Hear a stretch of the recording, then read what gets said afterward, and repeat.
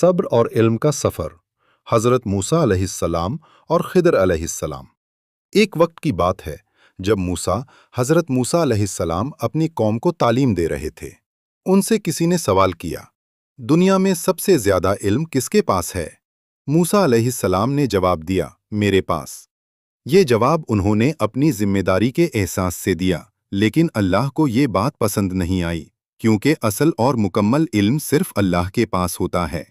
تب اللہ نے موسیٰ علیہ السلام کو بتایا کہ ایک اور شخص ہے جسے خاص علم دیا گیا ہے، خضر۔ موسیٰ علیہ السلام کے دل میں علم سیکھنے کا جذبہ پیدا ہوا، اور وہ ان سے ملنے کے لیے ایک لمبا سفر طے کر کے نکل پڑے۔ جب موسیٰ علیہ السلام کی ملاقات خضر علیہ السلام سے ہوئی تو انہوں نے ادب کے ساتھ کہا، کیا میں آپ کے ساتھ رہ سکتا ہوں تاکہ آپ سے علم حاصل کروں؟ خضر علیہ السلام نے جواب دیا، آپ میرے ساتھ صبر نہیں کر پاؤ گے۔ لیکن موسیٰ نے وعدہ کیا کہ وہ ہر حال میں صبر کریں گے اور بیچ میں سوال نہیں کریں گے۔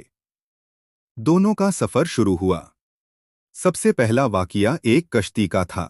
وہ لوگ کشتی میں سوار ہوئے اور خضر علیہ السلام نے اچانک کشتی میں سوراخ کر دیا۔ موسیٰ علیہ السلام حیران رہ گئے اور بولے، آپ نے یہ کیا کیا؟ یہ تو غریب لوگوں کی کشتی تھی۔ خضر علیہ السلام نے کہا، میں نے نہیں کہا تھا کہ آپ صبر نہیں کر پاؤ گے۔ موسیٰ علیہ السلام نے اپنی غلطی مانی اور آگے بڑھ گئے۔ تھوڑی دور چلنے کے بعد خضر علیہ السلام نے ایک لڑکے کو قتل کر دیا۔ یہ منظر اور بھی زیادہ سخت تھا۔ موسیٰ علیہ السلام خود کو روک نہ سکے اور بولے، آپ نے ایک معصوم جان لے لی۔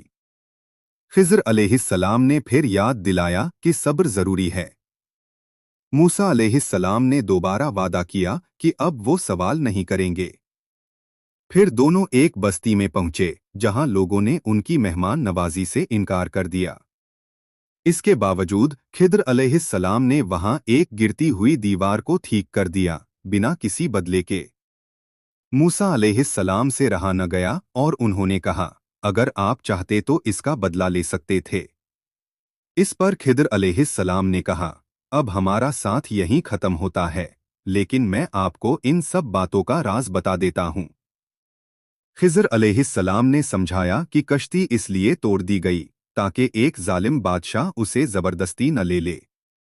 لڑکے کا قتل اس لیے کیا گیا کیونکہ وہ آگے چل کر اپنے ماں باپ کے لیے مصیبت بننے والا تھا، اور اللہ نے ان کے لیے بہتر فیصلہ کیا۔ اور دیوار اس لیے ٹھیک کی گئی کیونکہ اس کے نیچے 2 یا 3 بچوں کا خزانہ چھپا تھا جو ان کے بڑے ہونے تک محفوظ رہنا تھا۔